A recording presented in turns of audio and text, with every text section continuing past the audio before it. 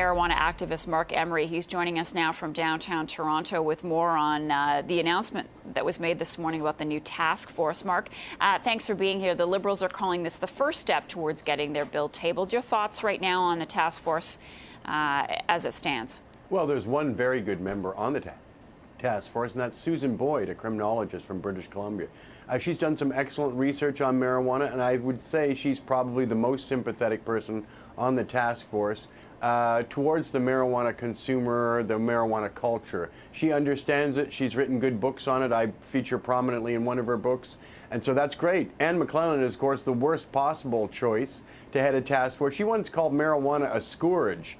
Now, a scourge is more than just dangerous or hazardous. You can take prevention against danger and hazards, but a scourge is like a doom or some horrible curse, and that's how she looks at marijuana, much like Bill Blair does. So I'm not optimistic we're going to get a lot of sympathy for the growers and sellers of marijuana who are currently in business, and that's hundreds of thousands of us and millions of consumers across Canada. I don't think they're really thinking about us. There's not one marijuana smoker on the task force. They don't really understand who we are or what we're about or what we're trying to get.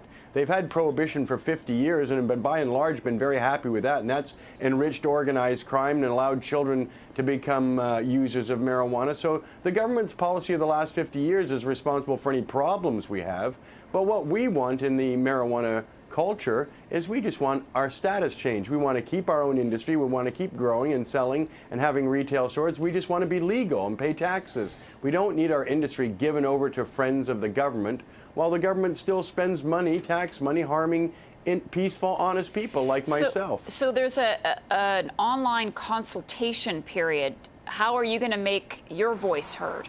Well, I'm going to make my voice heard by breaking the law, because the law is wrong. The government admits it's wrong. That's why they want to change it. And I'm going to be opening stores across Canada selling marijuana to everybody 19 years of age and over. And that's how it should be. That's what legalization truly would look like. And that's the landscape I want to help create. So I'm not going to really pay that much attention to this task force while the law is currently in place prohibiting consumption of marijuana. Where are the millions of Canadians who smoke marijuana supposed to get it from? This is the ridiculous contradiction that the government allows to be in existence. They need to be able to buy it somewhere, and stores, retail stores like the ones we have, where people can buy it on the street, peacefully, honestly, in an open, transparent manner, is the only really great way for people to get marijuana, and that's the vision I'm putting forward in contrast to the government. You make it sound like the task force has already made up their minds about everything, and they have until November to finish their report. You don't think that this is enough time to come up with a different decision or an educated decision?